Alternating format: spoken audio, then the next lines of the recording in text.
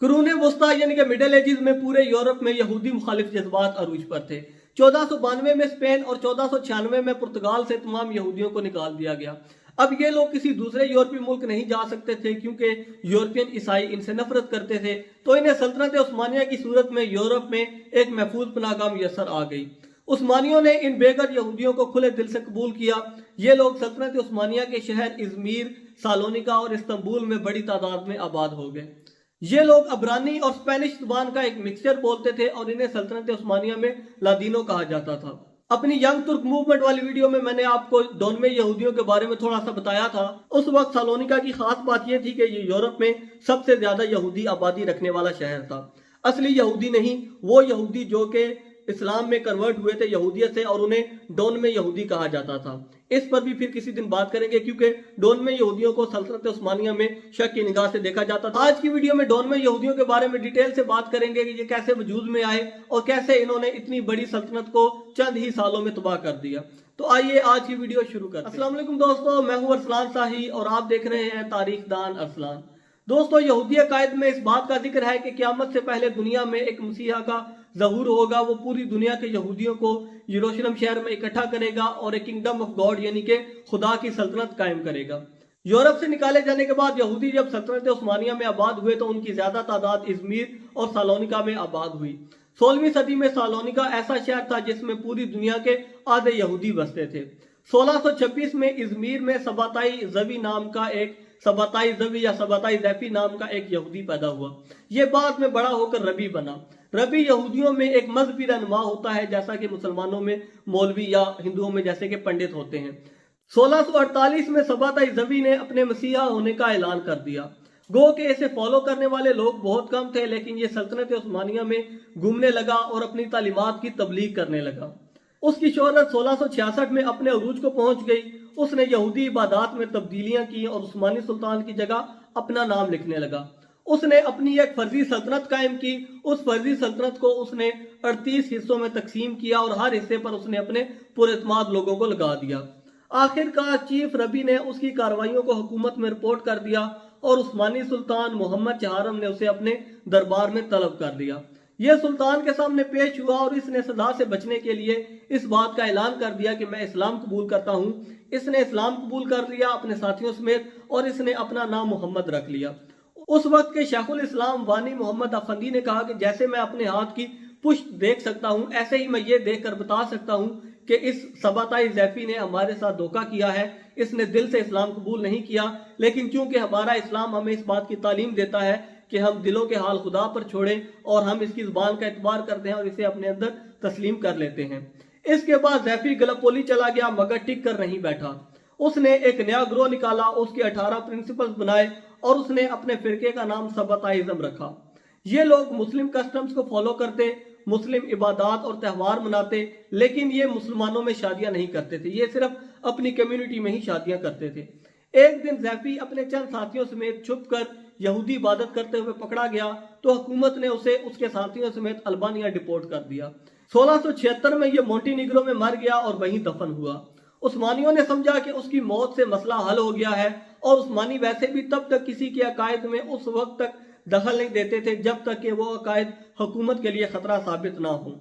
मुसलमान खिलाफतों में जो लोग जिजिया देकर रहते थे उन्हें जिम्मी कहा जाता था और जो गैर मुस्लिम इस्लाम कबूल कर लेते थे उन्हें मोहतिद कहा जाता था, यानी कि सीधे रास्ते पर आ जाने वाले लोग। लेकिन सल्तनत उस्मानिया में इस्लाम कबूल करने वाले ये यहूदी लोग, इन्हें सल्तनत उस्मानिया के लोग डोन में यहूदी कहते थे।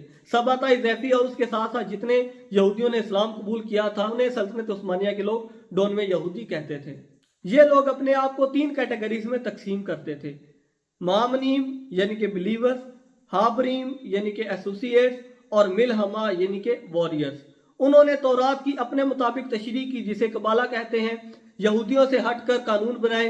ये लोग ऐसे ही यहूदियत को फॉलो करते थे जैसे बातनी फिरके के लोग इस्लाम को फॉलो करते हैं। ये लोग सबताई जैफी की लिखी हुई तौरात पढ़ते जिसे कि जोहार कहा जाता। जोहार का मतलब था रोशनी। ये लोग बज़ाहिर तो मुसलमान रहते मगर बहुत से रसूम और रिवाज यहूदियों वाले फॉलो करते थे। अपने फिरके से बाहर शादी ना करते, हत्ता कि कब्रिस्तान तक इन्होंने अपने अलग रखे हुए थे।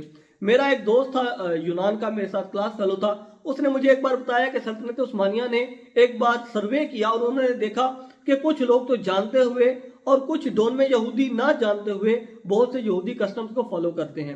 جیسا کہ سبات نام کا ایک دن ہوتا ہے یہودیوں میں، سیچرڈے کو وہ لوگ کام نہیں کرتے، کسی بھی قسم کا کام کرنا وہ گناہ سمجھتے ہیں. تو سلطنت عثمانیہ نے جب سروے کیا تو انہوں نے دیکھا کہ بہت سے ڈون میں یہودی ایسے ہیں جو کہ ہفتے کے دن کام نہیں کرتے اور آرام کرتے ہیں، عبادت کرتے ہیں. جب ان سے پوچھا گیا کہ ایسا کیوں کرتے ہو تو انہوں نے کہا کہ ہمارے باپ دادا نے ہمیں یہی تعلیم دی ہے، وہ یہی کچھ کرتے آئے ہیں تو ہم بھی اسی کسٹم کو فالو کرتے ہیں. بہت سے کسٹمز تھے جو کہ ڈون میں یہودیوں والے فالو کر رہے تھے، لیکن انہوں نے کلمہ پڑھا ہوا تھا، وہ بظاہر مسلمان نظر آتے تھے. جیسا کہ میں نے آپ کو بتایا کہ یہ لوگ بظاہر تو مسلمان نظر آتے تھے اور مسلمانوں میں اتنا زیادہ گل مل گئے تھے، مسلمان معاشروں میں ان کا اثر و رسوخ اتنا بڑھ گیا تھا کہ 1748 میں اس وقت کا شیخ الاسلام حیات زادہ امین افندی بھی اسی گروپ سے تعلق رکھتا تھا.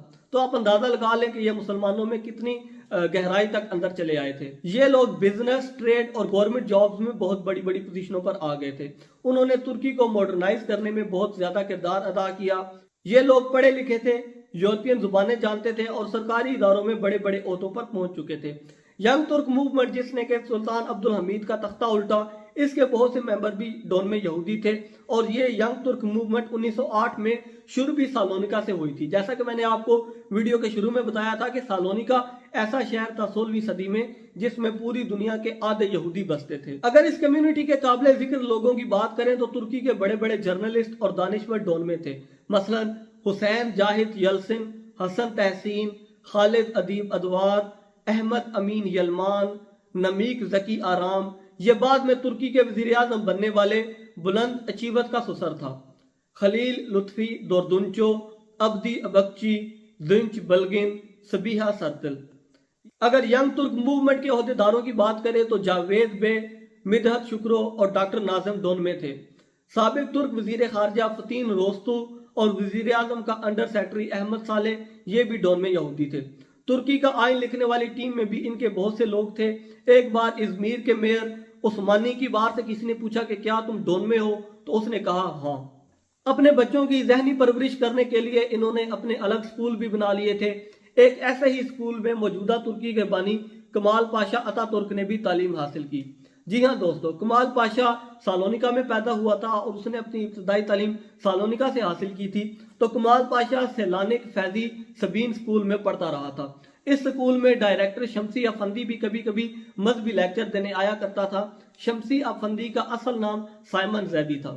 ایک صہیونی جرنلسٹ اتامار بن آوی نے کلیم کیا کہ 1911 میں اس نے یروشلم کے ایک ہوٹل میں مصطفیٰ کمال سے ملاقات کی تھی. مصطفیٰ کمال اس وقت ایک ینگ آفیسر تھا. اس نے جرنلسٹ کو بتایا کہ وہ زیوی ہے مگر اس کے ساتھ ساتھ ترک بھی ہے. اتا ترک نے مزید کہا کہ اس کے باپ نے ایک یہودی استاد کو بھی ہائر کیا تھا کہ وہ مصطفیٰ کمال کو تورات سکھا سکے. سرکاری اداروں خصوصاً فوج کے علاوہ میڈیا پر بھی ان لوگوں کا قبضہ تھا. ترکی کی سب سے پہلی motion pictures company Aibak films بھی ایبکی فیملی کی ملکیت تھی. تو دوستو آپ نے دیکھا کہ کیسے صرف چند ہزار کی تعداد میں ہونے کے باوجود انہوں نے کیسے متحد ہو کر کتنی بڑی پلاننگ کر کے اتنی بڑی سلطنت کو چند سالوں میں ہی تباہ کر دیا. سلطنت عثمانیہ جب اپنی پیک پر تھی تو موجودہ دنیا کے 63 ملک سلطنت عثمانیہ کے زیر انتظام آتے تھے. موجودہ ترکی اب تو خیر رجب طیب اردگان کے آنے کے بعد ترکی واپس اسلامائزیشن کی طرف جا رہا ہے، لیکن جب ترکی نے سلطنت عثمانیہ کو خیر آباد کہا، عثمانی خاندان کو جلا وطن کیا اور مصطفیٰ کمال پاشا اتا ترک کی قیادت میں بننے والی ترک حکومت نے بہت سے ایسے کام کیے جو کہ غیر اسلامی تھے. مثلا انہوں نے عربی میں اذان پر پابندی لگا دی، نماز پڑھنے پر پابندی لگا دی، آیا صوفیہ کو واپس چرچ میں تبدیل کر دیا. اس کے علاوہ بھی انہوں نے بہت سی ایسی چیزیں کی جو کہ ترکی کو عربی انفلوئنس سے نکال سکے، کیونکہ ہمارا مذہب عربی ہے. ویڈیو کے آخر میں آپ سے یہ گزارش کروں گا کہ میرے چینل تاریخ تان ارسلان کو سپورٹ کر دیجئے، اسے سبسکرائب کر لیجئے، اپنے دوستوں کے ساتھ بھی شیئر کر دیجئے. آپ کی سپورٹ ہمارے لیے بہت زیادہ ضروری ہے. فی الحال ارسلان صاحب آپ سے اجازت چاہتا ہے. اپنی دعاؤں میں یاد رکھیے گا، چینل کو سبسکرائب کرنا نہ بھولیے گا. اللہ حافظ، فی امان اللہ. دعاؤں میں یاد رکھیے گا. شکریہ.